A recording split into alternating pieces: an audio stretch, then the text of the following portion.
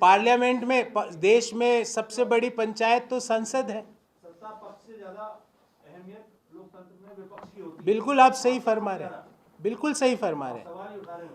तो सबसे बड़ी पंचायत में सवाल उठा रहे हैं, हमारे सवाल की उसकी कार्रवाई को हटा रहे हैं, इसलिए हम आपके सामने आए हैं। आपका मतलब है देश में पूरा काम सही चल रहा है। मैं कह रहा हूं ना, इसलिए अब आपके सहयोग की जरूरत है कि आप इसको एम्पलीफाई करें, जो देश के लोगों से जुड़े हुए मसले हैं उसको एम्पलीफाई करें।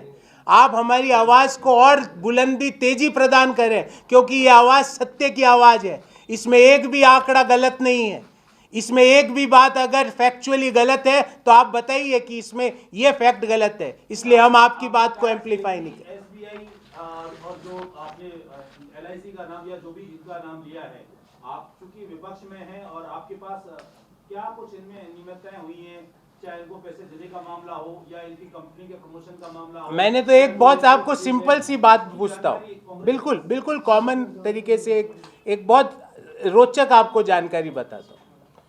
आपने किसी कंपनी में 88,000 रुपये का निवेश किया, मान लो वो कंपनी आपका जो निवेश की वैल्यू है वो 83,000 का निवेश किया, वो 83,000 का निवेश 39,000 हो गया, फिर भी आप उसी कंपनी में निवेश कर रहे हो, ऐसा क्यों भाई? नहीं, ये तो फेक, ये तो ऐसा नहीं, पहली बार देश में इस तरह के फेक इश्यूज पहले भी आए हैं। आप इनको फेक मानते हैं?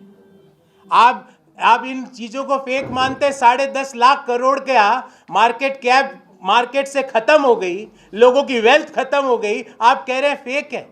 मुझे लगता है ये फेक नहीं हो सकता जी, मैं 1 to 1 नहीं कर सकता, पर मुझे लगता है और देश के कोई भी अर्थशास्त्री को और जानकार आदमी को नहीं लग सकता कि ये फेक है। 10.5 लाख करोड़ का इरोजन। आप गलत आप बोलो। राजस्थान का भी नाम जुड़ रहा है अडानी के साथ, राजस्थान सरकार ने भी बहुत सारे MOU कर रखे हैं, क्या आप लोग भी इसको भी वापस लेने की सोच? देखिए, जैसा मैंने आपको बार बार बोला, 3 बार एक लाइन जो बोली कि कोई व्यक्ति 609 नंबर का रईस था, वो दूसरे नंबर का दुनिया में रईस बन गया, हम इसके खिलाफ नहीं हैं, पर हम मित्रवादी पूंजीवाद के खिलाफ हैं। हम ऐसे पूंजीवाद के खिलाफ हैं जहां पर आप लॉजिस्टिक मूवमेंट का 40% एक प्राइवेट ग्रुप को दे रहे हो, और वो प्राइवेट ग्रुप का इतिहास ये है कि वो 2001 में केतन पारेख घोटाले में शेयर बाजार में हेरफेर करने का दोषी पाया गया था। आपकी सरकार ने भी दिया। तो मैं ये कह रहा हूं, हम मोनोपोलीज एस्टेब्लिश नहीं कर रहे, प्लीज अप्रिशिएट। हम कैपिटलिज्म के खिलाफ नहीं है, हम कोई व्यक्ति वेल्थ जनरेट करता है देश में उसके खिलाफ नहीं है, पर मैं आपसे पूछना चाहता हूं कि जो ये फॉर्मूला है 609 से 2 नंबर पे आने का, ये फॉर्मूला देश के और औद्योगिक समूह को क्यों नहीं मिल रहा? ये एक आपका सवाल जरूर लूंगा सर। ये फॉर्मूला देश के MSMEs को क्यों नहीं मिल रहा? आज ही एक न्यूज़ है, मैं आपको वो न्यूज़ बताता हूँ, और बड़ी इंपॉर्टेंट न्यूज़ है हम सब के लिए वो जानना, कि 72% छोटे उद्यमों का बिजनेस नहीं बढ़ा, 72%। ये मैं नहीं कह रहा, ये सर्वे बोल रहा है CIA का, कॉन्फेडरेशन ऑफ इंडियन इंडस्ट्रीज का। 72% MSMEs का बिजनेस नहीं बढ़ा, और उस दौरान एक व्यक्ति 609 से दूसरा नंबर का रईस बन जाता है, और 15 दिन में उसकी वेल्थ का इरोजन 10.5 लाख करोड़ हो जाता है, और सरकार चुप्पी साधी भी बैठी है। तो हम कभी भी मोनोपोलीज नहीं बनने देंगे। हम कभी भी स्ट्रेटेजिक इश्यूज है, जैसे विद्युत, जैसे एयरपोर्ट मैनेजमेंट, जैसे सी पोर्ट मैनेजमेंट, जैसे डिफेंस इक्विपमेंट्स एंड ड्रोन्स, इनमें आप और ये संयोग है कि प्रयोग है कि प्रधानमंत्री जी जिस देश जाते हैं, वहां से जैसे ही प्रधानमंत्री जी दिल्ली आते हैं, उसके अगले दिन एक न्यूज़ आती है कि अडानी ने उस देश के कोई बड़े ग्रुप से MOU कर लिया। अरे भाई, 2014 के पहले क्यों नहीं कर पाए थे? क्यों इजराइल से ड्रोन टेक्नोलॉजी, इलेक्ट्रॉनिक्स की MOU प्रधानमंत्री जी के इजराइल दौरे के बाद हुए? प्रधानमंत्री जी जैसे ही बांग्लादेश के लीडर से मिलते हैं, उसके बाद आप गोड्डा में थर्मल पावर लगाने का कॉन्ट्रैक्ट ठेका अडानी को दे देते हो। तो आप ये अप्रिशिएट करें, हम किसी व्यक्ति के खिलाफ नहीं हैं, हम पूंजीवाद के खिलाफ भी नहीं हैं, पर हम मोनोपोलीज और मित्रवादी पूंजीवाद के खिलाफ है। हम अमृत काल के खिलाफ नहीं है, पर हम मित्र काल के खिलाफ है। अडानी जी की जो वेल्थ में जिस तरह से इजाफा हुआ, जो परसेंटेज से इजाफा हुआ, आप सब लोग जानकार लोग हैं। मुझे एक बिजनेस ग्रुप बता दीजिए जिसकी ग्रोथ उस परसेंटेज से हुई है। मुझे एक इंडिविजुअल बता दीजिए जिसकी आय उस तेजी से बढ़ी है। इसलिए सवाल तो पूछना पड़ेगा ही। और आप आंखें बंद करके किसी रिपोर्ट को नहीं नकार सकते। अरे हम नहीं मानते हिंडनबर्ग रिपोर्ट को। वो तो हिंडनबर्ग का अच्छा है, यहाँ भारत में कोई कार्यालय नहीं है, नहीं तो अभी तक सीबीआई पहुंच जाती वहाँ छापा मारने।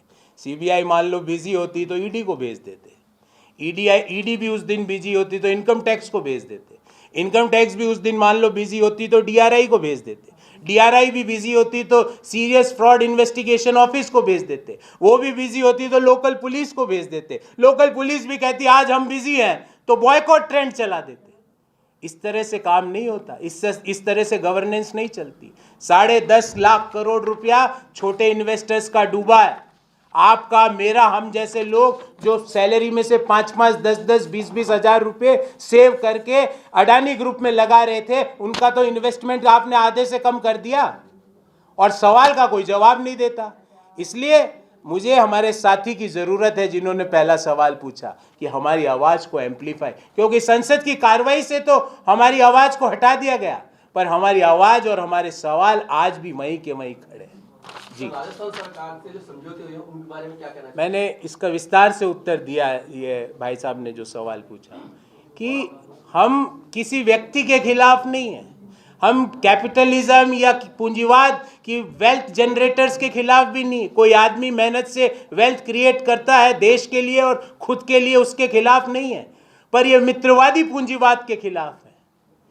इस मित्रवादी पूंजीवाद के तहत एक व्यक्ति प्रधानमंत्री के साथ विदेशी दौरों पे जाता है, जैसे ही प्रधानमंत्री जी आते हैं उस विदेशी धरती से उस व्यक्ति के एमओयू हो जाते हैं। हम इसके घोर घोर घोर खिलाफ है। हम छोटे निवेशकों के 10.5 लाख करोड़ रुपए डूबे हैं, उसका सवाल जरूर पूछेंगे। हम 30 करोड़ एलआईसी धारकों की ओर से ये सवाल जरूर पूछेंगे कि 44,000 करोड़ रुपया एलआईसी का 1.5 महीने में स्वाहा हुआ, सेबी खामोश क्यों है। हम ये सवाल जरूर पूछेंगे कि 44,000 करोड़ रुपया स्वाहा होने के बाद भी 300 करोड़ रुपए एलआईसी अडानी के एफपीओ में लगाने के लिए क्यों तैयार होगी। मेरा ये सवाल था, आपने मित्रकाल बार बार कहा। मैं ये कह रहा हूँ कि 2018 में आपसे बड़े नेता और आपसे ज्यादा पुरजोर आवाज में कह रहे थे वसुंधरा राज्य सरकार ने 20,000 करोड़ का खनन घोटाला किया है। अशोक गहलोत का मित्रकाल निभा रहे हैं वसुंधरा राज्य से, जो 5 साल हो गए कोई चांस नहीं हुई। देखिए, मैंने आपको पहले ही कहा कि आज मैं इस इश्यू पे ही बात करूंगा। आपने मित्रकाल कहा, बिल्कुल मित्रकाल है। ये मित्रकाल मैं आपको मैंने आपको पुनः बोला कि आज मैं अडानी के इश्यू पे एक स्पेशल प्रेस कॉन्फ्रेंस के लिए आया हूँ। मैं बता रहा हूँ ना आपको। तो हम 23 लोकेशंस पे आज इस इश्यू पे बात कर रहे हैं। अभी मैं जैसे ही कोई इस पे टिप्पणी करूँगा चीज़ें डाइवर्ट हो जाएगी। आप बोलेंगे तो मैं प्रेस कॉन्फ्रेंस के बाद आपको इसका 1-to-1 पर्सनल जवाब दे दूंगा, पर अभी अगर जैसे ही मैंने जवाब दिया डाइवर्ट हो जाएगा। और मैं 3D टेक्नोलॉजी बीजेपी की कांग्रेस में नहीं आने दूंगा, हमारी प्रेस कॉन्फ्रेंस में नहीं आने दूंगा, पर मैं आपके सवाल का जवाब पीसी के बाद ज़रूर दे दूंगा। आपको इंडिविजुअली जवाब दूँ आपको भी, पर आप बार बार उस पर फोकस कर रहे हैं, तो इसको कंक्लूड करना बहुत ज़रूरी है। मैंने सोचा था प्रेस के बाद आपसे बात करूंगा, आपसे भी। मुझे ये बताइए कि राजस्थान में छोटे निवेशकों का पैसा अडानी को दे दिया क्या? राजस्थान के करदाताओं का जो पैसा था वो अडानी को दे दिया क्या? राजस्थान की सरकार ने अडानी को राजस्थान के लोगों के लिए जो स्ट्रैटेजिक इम्पोर्टेंस की चीज़ थी वो काम अडानी को दे दिया क्या? उसका मैं आपको काउंटर कर रहा हूँ, आप इसको डोंट टेक इट पर्सनली। क्या ऐसा कभी राजस्थान की सरकार ने किया कि एक स्ट्रेटेजिक इम्पोर्टेंस के इश्यू का 25%, 30%, 40% काम अडानी ग्रुप को दे दिया क्या? तो ये कई बार हमसे पूछा जाता है, जो आप पूछ रहे हैं वो सार्थक सवाल है। आपने भी जो पूछा वो सार्थक है, मैं उस सवाल को गलत नहीं मानता, उसको एक इम्पॉर्टेंट क्वेश्चन मानता हूँ। हम किसी कॉरपोरेट हाउस के खिलाफ नहीं है, फर्स्ट पॉइंट। सेकंड पॉइंट, हम वेल्थ क्रिएटर्स के खिलाफ नहीं है, पर हम लोगों के पैसों पे आप प्राइवेट ग्रुप्स की वेल्थ क्रिएट हो रही है उसके खिलाफ जरूर है, थे और आगे भी रहेंगे। हम सवाल जरूर पूछेंगे। मोनोपोली के खिलाफ है ना? मोनोपोलीज के खिलाफ है। आप बिजली में आपके ट्रांसमिशन पर पूरा राजस्थान में अडानी का कब्जा, माइनिंग में, उत्पादन में, तो इस मोनोपोली के खिलाफ ठीक है, वसुंधरा राजे ने दिया था, आप तो कंटिन्यू कर रहे हो, उसे बढ़ा रहे हो आगे। मुझे आप ये बताइए, मोनोपोली का मतलब क्या है? मैं इकोनॉमिक्स के छात्र के रूप में आपसे एक बहुत ही रफ लेवल पे मैं आपको बता देता हूँ, बिकॉज हम कोई टेक्निकल डिस्कशन नहीं करेंगे, कि भाई आपका 50% से ज़्यादा आपका हिस्सेदारी या सिग्निफिकेंट कंट्रोल आपका है।